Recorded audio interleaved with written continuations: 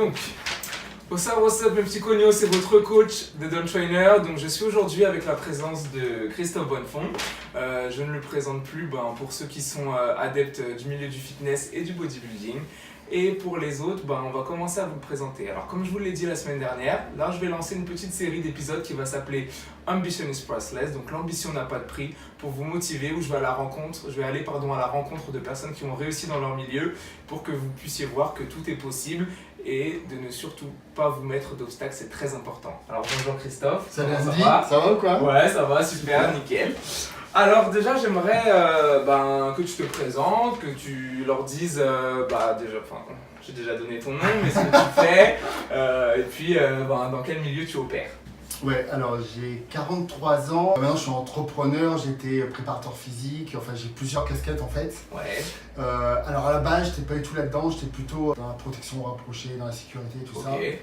Et au fil du temps, en fait, j'ai commencé à faire du coaching, à ouvrir un premier magasin de compléments alimentaires. D'accord. Et après, ça s'est enchaîné. J'ai commencé à sortir un livre, puis une salle de sport, et puis une deuxième salle de sport, et puis ma marque de compléments. Enfin bref, après tout s'est enchaîné. Ce qui est au milieu de ça, du sport. Ouais, du sport notamment, mais voilà, donc ça s'est pas mal développé, quoi. Ok, nickel. Voilà. Oui, parce que alors Christophe a déjà 2 livres à son actif, qui est L'assiette de la force. L'assiette de la force et l'assiette paléo. L'assiette paléo. Voilà, donc je vous invite à aller les lire. Et puis je vous mettrai les liens dans la description, très important. Alors on va commencer avec déjà tes débuts dans le sport. Lorsque tu as commencé le sport, j'ai cru lire, dis-moi si je me trompe, que tu as commencé dans les arts martiaux. Ouais, j'ai fait plus de 20 ans d'arts martiaux. D'accord. Mais alors moi je suis arrivé à l'époque où il y avait Bruce Lee et après Van Damme. Ouais. Donc c'était des modèles en fait où ils faisaient et des arts martiaux mais aussi de la musculation parce qu'ils avaient des physiques hyper athlétiques. Bruce Lee était très athlétique en fait. Et du coup moi très tôt j'ai commencé les arts martiaux et la musculation. Okay. Parce que j'aimais les deux en fait. Donc voilà, et très tôt je me suis aussi intéressé à la nutrition parce que j'avais tout de suite compris que la nutrition c'était méga important. Pour atteindre ses objectifs, être très, très performant et puis aussi pour la santé. Bien sûr, très vite, la nutrition, j'ai tout de suite commencé à lire des livres sur la nutrition. Ok. Et tu aurais des exemples de livres que tu as commencé, qui t'ont parlé dès le départ quand tu as commencé le sport Alors en quoi? En nutrition? En nutrition, ouais. En nutrition, alors, je vais te dire non. Ok. Alors, j'ai expliqué pourquoi. Pourquoi je ne donne pas de livres de nutrition anciens? C'est que la nutrition, en fait, c'est une science qui est tellement jeune. Ouais. Et elle évolue tellement d'année en année que tous les livres qu'il y a 10, 20, 30 ans sont totalement obsolètes. D'accord. Et même les gens qui passent des diplômes aujourd'hui de diététicien et nutritionniste, alors je vais me faire taper, c'est diététicien, je vais me faire taper par tout le monde. Mais malheureusement, si vous ne mettez pas à jour, c'est comme quelqu'un qui fait une formation d'informatique. Ça va tellement vite qu'au bout de 6 mois, le mec il est déjà à la rue, quoi. Ouais. Donc s'il ne reprend pas, s'il ne refait pas des stages et tout ça, il va être à la rue. Et en nutrition, c'est le même problème. D'accord. C'est qu'aujourd'hui, il y a tellement d'études et qui sont en train de se faire, de recherche et tout ça, qu'il y a beaucoup d'études qui sont devenues obsolètes parce que au niveau recherche, c'était pas très bien fait à l'époque. Et on a beaucoup d'erreurs. Donc c'est pour ça que je ne peux pas recommander de livres anciens. En revanche, il y a des nouveaux livres maintenant qui sont un peu plus intéressants. Et voilà, vous en avez en France, vous avez Julien Ménesson qui a fait des trucs qui sont super, comme Nutrition de la force, paléonutrition, comme ça, où là, vous pouvez vraiment avoir des bases. Et puis après, il y en a d'autres qui arrivent. Ouais, bien sûr, on en parlera plus tard. Ouais. J'aurais aimé savoir quels étaient tes rêves quand tu as commencé dans ce milieu-là, dans le milieu un peu du fitness, du bodybuilding, lors de ta préparation physique. Quels objectifs t'étais-tu donné? Alors moi, comme je t'ai expliqué, je suis vraiment de la génération à Bruce Lee, Van Damme, Schwarzy, tout ça, tu vois. Donc c'était vraiment l'époque des films d'action. Ouais. Je trouve que ça a un peu perdu d'ailleurs. Ouais, c'est vrai. Il n'y a plus de gros acteurs comme il y avait comme Stallone, Schwarzy. Donc nous, on était dans un moteur comme ça d'un peu d'icône et de mentor en fait. Et on voulait leur ressembler en fait. Okay. Donc c'était vraiment dans ce truc-là. Donc moi, j'étais parti dans ce sens-là. En plus, je faisais beaucoup d'arts martiaux. Donc je pensais vraiment faire ma carrière là-dedans, quoi. Ok. Donc Voilà. tu t'étais dit que voilà, tu voudrais vivre du sport en fait. Ouais, vivre du sport, de la passion, des arts martiaux, Ok. de la muscu en fait. Ouais. Je savais pas trop. C'est quand t'es ado, tu sais pas trop quoi. Ouais, bien sûr. Donc voilà, t'as un truc qui te plaît, t'as une passion, mais t'as pas de structure en fait. Ouais, d'accord. Donc voilà. Mais au niveau des arts martiaux, t'es quand même allé assez loin sur 2 ou 3 disciplines, c'est ça? Ouais, alors moi j'avais fait j'ai 3 disciplines où j'étais prof en fait. C'était en Ouais. karaté, en taekwondo et en full contact. Ok. Enfin, c'était même semi-contact exactement. Et j'étais prof, mais très vite, j'ai vu que c'était... parce que j'étais prof aussi là-dedans, D'accord. mais très vite, j'ai vu que pour un service, c'était la croix et la bannière, Ok. et que j'aspirais à peut-être autre chose. Quoi. Ok. Donc d'après, je suis reparti plutôt dans la sécurité, comme portier, après comme garde du corps Garde sur du Paris, corps. tout ça. Où là, je gagnais mieux ma vie, mais j'étais pas totalement épanoui non plus. Ouais, t'étais pas libre, t'étais... Ouais, puis c'était pas ma passion, c'était pour manger un truc. Ouais, C'était pas d'accord. ma passion première. Ok. Et moi, ce qui m'intéressait, c'était la nutrition, c'était le sport, c'était ça, tu vois. C'était apprendre, on va dire, plus, remplir au niveau de tes connaissances et pouvoir transmettre par la suite en fait. Ouais, aussi, j'ai toujours aimé transmettre. Ouais, c'est ce que ça se Ouais, ressent c'est en vrai. fait. Ça se ressent. J'adore apprendre et retransmettre aux autres. Ok, comme moi d'ailleurs, vous l'avez remarqué. Comme moi, ouais, c'est un pont qui nous relie. Ça Ensuite, s'appelle la rétribution, ça. Ouais. On aime la rétribution. Ça fait partie des Bah. valeurs humaines. Et pour certaines personnes, c'est plus important que chez d'autres. C'est comme ça. ouais, bien sûr. Il y en a qui reçoivent, comme on dit, sans donner et d'autres qui reçoivent en donnant. C'est ça, ça fait partie des valeurs. Ouais. Alors, pour ceux qui ne te connaissent pas, qu'as-tu accompli dans le milieu du sport et du fitness? Dans le fitness, en fait, moi, j'ai commencé par faire pas mal de compétitions. J'ai été champion de France IFBB. Après, j'ai fait plein de compétitions internationales. Enfin, j'ai fait pendant 10 ans quasiment, j'ai Ouais. fait des Donc, les compétitions. compètes.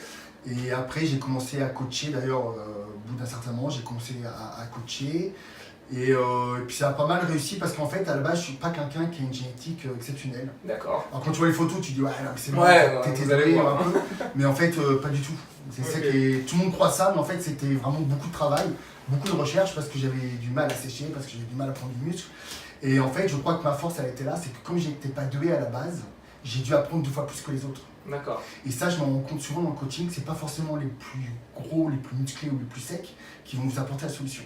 Ouais, Ce sont des gens qui ont des difficultés, et on le revoit par exemple même dans le développement personnel, bien sûr. c'est souvent les gens qui passent par des difficultés, qui en tirent quelque chose, et qui font une démarche de recherche ou autre, qui fait qu'on développe des qualités qu'on peut transmettre aux autres. Quelqu'un qui a des facilités, Ouais, il qui connaît va pas la direct, difficulté. ouais, il va pas Non, il ne connaît savoir. pas la difficulté. Il y a des gens qui sont doués génétiquement à avoir des gros muscles. Si tu fais le même entraînement, si tu manges exactement qu'eux et tout, tu vas pas ressembler à eux, quoi. Parce Ouais, qu'eux, ouais. ils ont des facilités. Donc ce qui est intéressant, et Schwarzy le disait très bien, Schwarzy disait, je vais jamais demander comment avoir des gros bras à un mec qui fait 5 ans du tour de bras. Ouais, Non, Bien je sûr. vais demander à un mec qui a un point faible dans les bras, qui a aussi un petit peu à le développer. Parce que lui, il sera plus vrai de la vérité qu'un mec qui a déjà 50 et qui, pour lui, Ouais, il c'est les plus a facile, eu quoi. presque facilement, quoi. bien sûr. Tu vois. Et je trouve que c'est une démarche très intelligente. Et moi, la plupart de mes coachs, alors au début, je prenais des pros IFBB, des machins, ils m'ont jamais appris grand-chose. Ceux qui m'ont appris, en fait, c'était des geeks en nutrition, des machins, qui étaient Ouais. comme ça.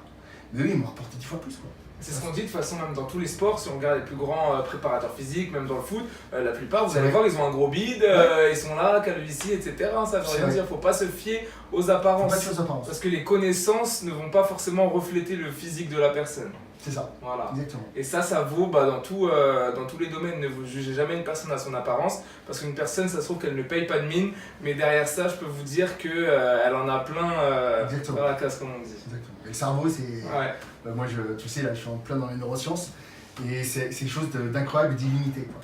Donc, Tout à fait. c'est vraiment intéressant, et pas se fier au physique. Bien Mais sûr. je comprends qu'on voit un physique, on a envie de lui ressembler, donc on me demande, mais toi, comment t'as fait, quoi? Ça, Comment c'est t'as fait, le toi? problème de tous les petits jeunes en fait en salle Ouais, de mais je musculation. comprends, c'est tout à fait... C'est une démarche qui est légitime. logique, on va dire. C'est logique, c'est logique, mais en réalité, c'est pas logique. Hein. Ouais, bien sûr. Alors, et du coup, j'aimerais savoir que dirais-tu aux personnes qui ont pour but, pour objectif de se lancer dans le coaching ou dans le bodybuilding et du coup d'en faire carrière soit dans l'un soit dans l'autre. Ouais, Que leur dirais-tu directement? Alors, je veux pas être un briseur de rêve, hein.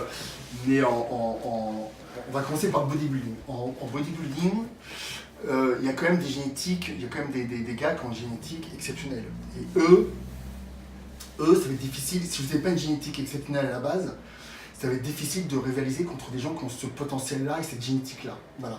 Je crois que le bodybuilding, c'est un des sports les moins justes qui existent au monde, en fait. Je suis honnête, hein. Ouais. J'ai tellement d'expérience, et ça fait 30 ans que je fais ça là-dedans.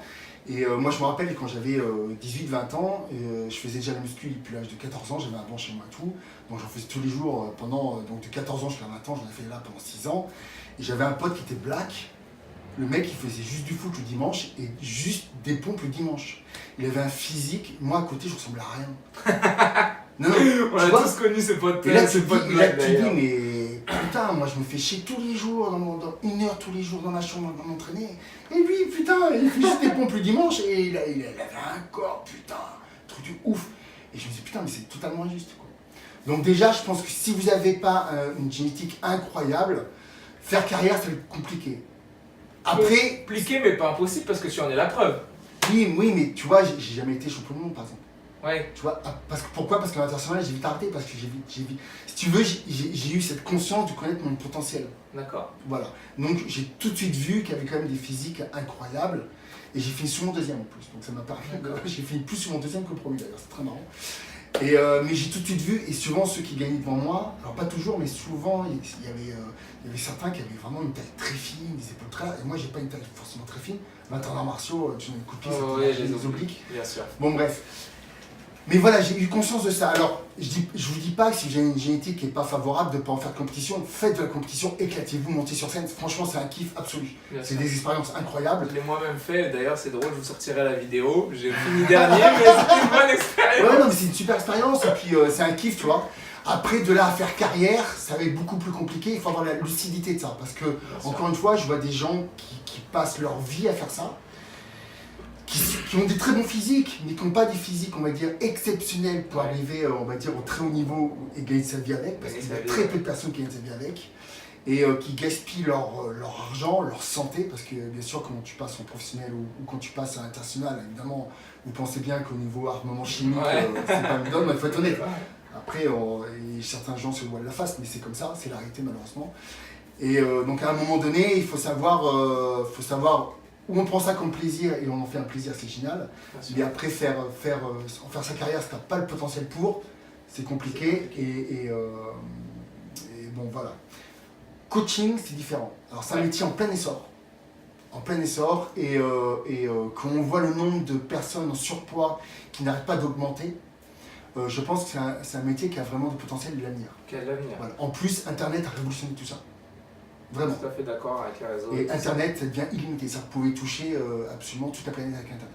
Bien sûr. Alors que moi, on me disait quand j'ai commencé, comme je vous dis, j'étais diplômé du DUST, il y a de ça 7-8 mois, on m'a dit mais pourquoi tu te lances dedans, ça va être bouché, tu vas pas t'en sortir, etc.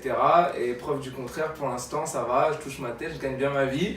Et pour moi, quand vous donnez les moyens et quand vous avez vraiment envie d'accomplir ce rêve, cette chose, vous pouvez y arriver. Je ne vois pas pourquoi, par exemple, Chris que j'ai en face de moi réussit très bien avec les athlètes de haut niveau, etc. Et moi, par exemple, je n'y arriverai pas parce que ça va être au niveau de notre cerveau, certes des connaissances, mais il a 2 bras, j'ai 2 bras, il a 2 jambes, j'ai 2 jambes, on n'est pas plus con l'un que l'autre. Donc si vous le souhaitez, vous pouvez y arriver. Et comme le dit Chris, c'est en plein essor, donc n'écoutez pas ce qu'on va vous dire. Non, c'est en plein essor, c'est en plein essor. Après, c'est qu'ils sont un peu de stratégie, tout ça, mais bien sûr. Franchement, il y a de la place pour tout le monde. En fait, le truc, c'est qu'il y a vraiment de la place pour tout le monde en coaching. C'est que, je sais pas, t'imagines, il y a quasiment la moitié de la population qui est en surpoids. Donc ça veut dire sur 60 millions, tu as 30 millions de personnes qui sont en surpoids. Et à un moment donné, ces gens-là, ils vont avoir besoin de quelqu'un parce que perdre du poids, c'est pas si évident que ça, quoi. Bah oui. Donc vous avez 30 millions de personnes potentielles juste en France. Ouais, déjà. Qui vont sûrement avoir une chance de prendre un coaching, quoi. Exact. Donc c'est énorme, on s'en rend pas compte. Donc alors oui, maintenant avec Internet, vous avez l'impression qu'il y a des coachs de partout. Ouais, mais il y a des personnes de partout qui ont besoin de perdre du poids. Tout à fait. Donc non, il faut pas avoir peur de ça, non, c'est loin d'être bouché. Et comme on dit, voilà, le gâteau est assez gros, donc il y a une part pour tout le monde. Donc lancez-vous et n'ayez pas peur de vous lancer dans le coaching, parce que j'ai beaucoup la question en fait, moi sur Instagram, qui me dit oui, Andy, est-ce que à ton avis, il est toujours temps de se lancer dedans? Je leur dis foncez, enfin, il n'y a pas de... Mais faites ça par passion, vraiment par passion. Pas parce que c'est la mode, ça c'est vrai. Ouais, ni par mode, ni par business. C'est-à-dire que ça va se sentir en fait. Si vous faites par passion, vous faites ça avec le cœur et machin, les gens vont le ressentir et ils auront envie d'aller vers vous parce que vous êtes des vrais passionnés. Vous vivez le truc. Voilà. Si vous jouez un rôle et que c'est vraiment pour le business, ça ils vont le sentir. Ouais. Et ça va pas très bien matcher. Ouais, et ça continuera pas sur le long terme, alors que le but justement du coaching, c'est d'aller sur le long terme avec vos clients. Et c'est un métier où on est dans le social, donc forcément, les feelings y passent. Donc comme dit Chris, si vous n'êtes pas vrai, en tout cas avec vous-même, et que vous n'aimez pas ce que vous faites, la personne va très vite le sentir. C'est pour ça qu'il faut toujours faire ce qu'on aime. On n'a qu'une vie et l'important c'est de vraiment faire ce qu'on aime. C'est ça. Il faut rechercher sa passion et essayer de la faire, quoi. Et aujourd'hui, je vois trop de gens qui font des choses qu'ils n'aiment pas. Qui vont à reculons au boulot. Ouais, qui n'aiment pas, et puis ils sont dans un schéma après de confort, hein, donc ce qui est logique parce qu'ils ont leur salaire, ils ont leur petite vie, donc ils sont dans le confort, et puis ils arrivent au bout de leur vie, et puis ils ne sont pas réalisés en fait. Et je trouve ça vraiment dommage. Ouais, c'est dommage. Ils ne sont pas totalement épanouis et heureux. Quoi. Ouais, et ça, je vous en avais parlé dans la vidéo d'il y a 15 jours ou 3 semaines, où je vous disais, pensez, c'est un peu triste, mais pensez au jour où en fait vous allez arriver sur votre lit de mort et tous les talents et tous les objectifs que vous avez eus et que vous n'avez pas réalisés vont être là devant vous et en fait vont vous regarder dans les yeux pour dire écoute, on était là entre tes mains et tu nous as pas utilisé. Il y a un exemple qui est incroyable dans le domaine du body, c'est Schwarzy. Ouais. Schwarzy qui est sorti de son Autriche, un petit village en Autriche, et le mec, on voit tout ce qu'il a accompli, c'est incroyable. Exact. Incroyable. Et j'ai adoré parce que il s'est pas arrêté qu'au bodybuilding en fait. En fait, le bodybuilding a été un moyen mais pas un but. Ouais, c'était un tremplin. Ouais, c'était un moyen et pas un but. Et c'est ça qui est génial, juste un moyen en fait. Il s'est servi de ça pour ensuite faire du cinéma et ensuite il a été dans la politique. Non, mais c'est incroyable, son parcours est incroyable. Voilà. Et tout ça, une question mentale. Hein, bien sûr. Bien sûr qu'il a une génétique, il a une physique incroyable.